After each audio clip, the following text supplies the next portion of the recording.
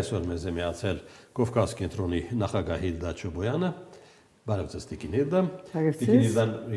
եկել է Լիոնից եւ եկել է Երևան, հիմա կասի ինչ գործով, ինչն է բերել Երևան Տիկին Հիլդա։ Ուրեմն Կովկաս կենտրոնը մաս կգազմի հավաքականիմը, որու անունն է Libertas կնշանակի ուրեմն ազատություն եւ մեր աշխատանքը կվերապերի հայ քերիներուն 2022-ին ի վեր մենք կսպառվենք հայ քերիներու ազատագրման ուղղված կորձունեությամբ մի քանի 2-3 ջուրերով մենք սկսած ենք նախ հայ քերիներու հարցը բարձրացնել Ֆրանսիայի եւ Եվրոպայի մեջ քաղաքական շրջանակներու մեջ տեղական ինքնակառավարման շրջանակներու մեջ եւ փորձած ենք յուրաքանչյուր հայքերի համար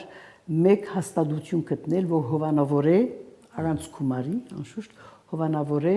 մեկ բանդարգյալ, մեկ հայ բանդարգյալ։ Եվ որոշ չափով հաջողած ենք եւ Ֆրանսիայի մեջ։ Ինչ է նշանակում հովանավոր է։ Հովանավոր է սպոնսորինգ է, բայց ոչ գումարներով, այսինքն այն գազագերբությունները, ոչ կառավարական հսկա մեծ գազագերբությունները, կամ քաղաքապետարանները Գամ դարածքային շրջանային խորհուրդները։ Ինչ է ստանում գերին կոնկրետ։ Գերի հարցի մասին բարձրացային են։ Որովհետև մենք 2022-ին անդրադարձանք, որ այլևս մարդ չի խոսի գերիներու հարցի մասին։ Մորցված էին։ Թե բանի մագարտակով, թե Հայաստանի մեջ եւ թե Սփյուռքի մեջ։ Ուրեմն մենք բարձրացնելու համար այս գազագերբությունները միացան Եվ որոշ հաջողություն կդավ մեծ քաղաքներու մեջ, մեծ քաղաքներու քաղաքապետեր, համայնքապետեր սկսան խոսիլ այս մասին, հայտարարություններ անել, բանջել, նամակներ ուղարկել,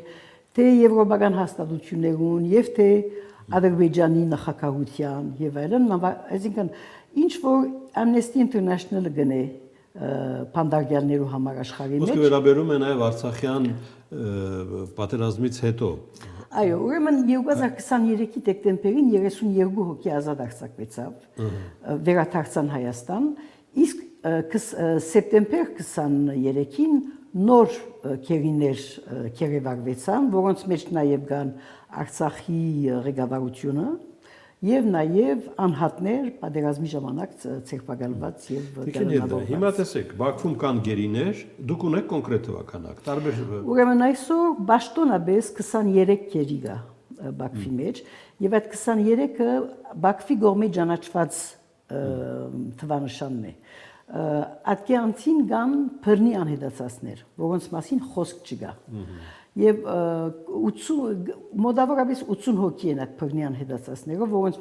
մեկ մասը անպայման որ սպանված են, բայց որ մյուսներու մասին կասկածներ կան, որ քաղտնի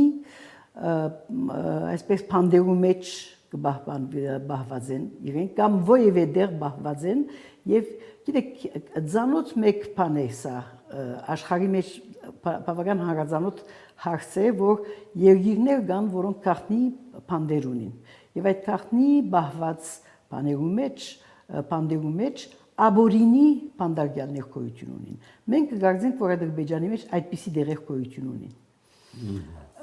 Եվ մեր զանազան խոսակցությունները մասնավորապես ազերի այլախոհներու հետ, ադրբեջանցի այլախոհներու հետ, որոնք այսօր Եվրոպա կգտնվին, այդ մարդիկ եւս համոզված են, որ կարելի է հնարավոր է, որ այդ 80 բռնի անհետացածներու մեկ մասը գտնվին այդպիսի բանդերու մեջ, այսինքն բոլորովին բամբահված, այսինքն հանրությունը դերյակ չէ, նույնիսկ իրենց երկրի հանրությունը դերյակ չէ, թե ու գտնվին։ Տեսեք, Բաքուն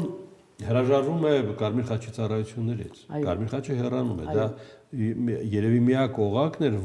որը մեզ օգնում էր տեղեկատվությամբ գերիների մասին։ Դժբախտաբար ուրեմն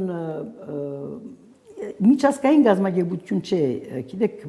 միջազգային Կարմիր խաչի կոմիտեն շվեյցարիական գազագերբություն է։ Ուրեմն Շվեյցարիան հնարավորություն ունի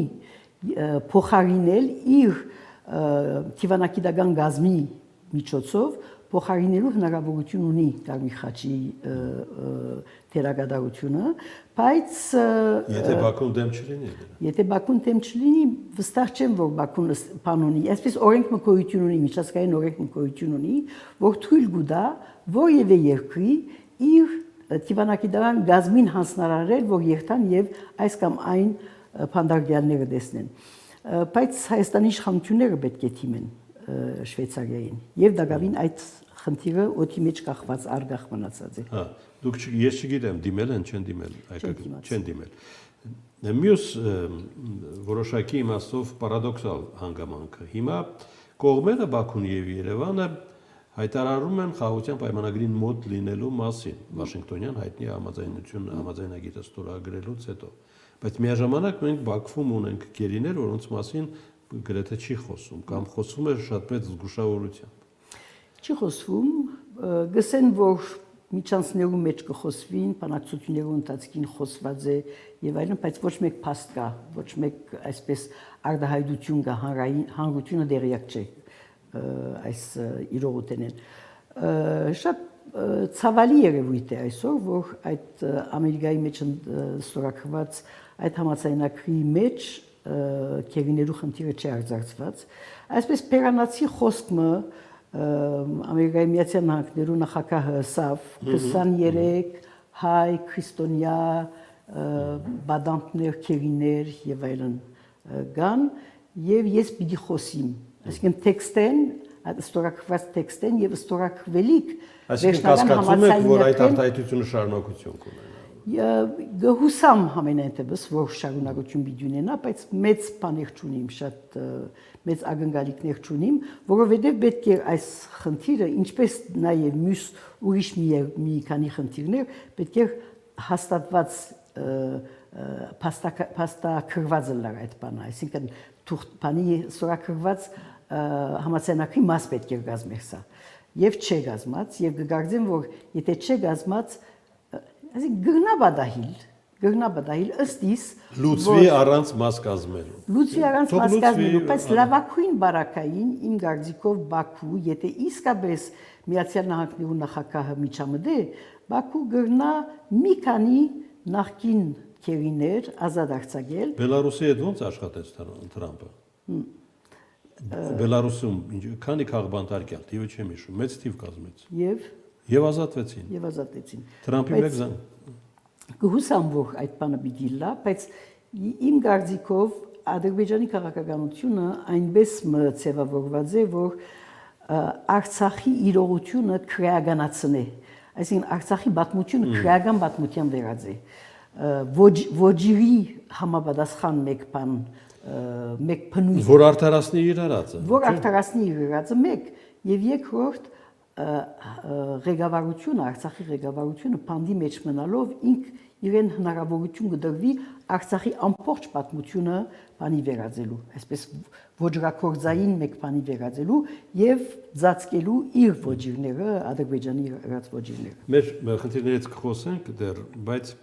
չեմ կարող չհարցնել Ֆրանսիայի ներսում ինչ է կատարվում։ Նոր եք եկել Ֆրանսիայից։ Միայն Փարիզն է ալեկոծվում այդ ներքաղաքական ամբողջ Ֆրանսիա։ Ասեմ ուզեմ, որ Ֆրանսիան քաղաքական դակնաբի մեջ է այսօր, որովհետև նախագահը մեծամասնություն չունի եւ մեծամասնություն չի հաջողած գազմել նույնիսկ տաշնագիցներ փնտրելու միջոցով չի հաջողած։ Հետևաբար շատ անգայուն վիճակ է Ֆրանսիայի մեջ։ Նոր կառավարությունը շատ մեծ հավանականությամբ պիտի փլուզվի, որովհետև բան չկա, շատ մեծ այսպես հույսեր չի հարուցեր նոր կառավարությունը, երրորդ կառավարությունն է վերջապես, այս նոր վերջին ընտրություններն վերջ, նախագահային պահանջողներ կան, որ հրաժարի, բայց ուրիշ հնարավորություն կա, որ գրգին խորհրդարանական ընտրությունները լան եւ իսկապես բանի մեջ է վերիվայրումներ կան։ Այս քաղաքական է այս վերիվայրումը։ Այո, նշանակում է արտահերթ։ հույս, այսինքն բանկա հնարավորություն կա, որ նոր արտահայտություններ լան։ Եվ դա կվերաբերի նաև Մակրոնի։ Մակրոնի ոչ, Մակրոնը ուղիղ ընդրված է ժողովրդի կողմէ։ Մակրոնի ոչ, բայց նաև սա եթե գրգին ուրեմն երկրորդ անգամ իր ընդրվելին մեջ երկրորդ անգամ նոր ընդրություններ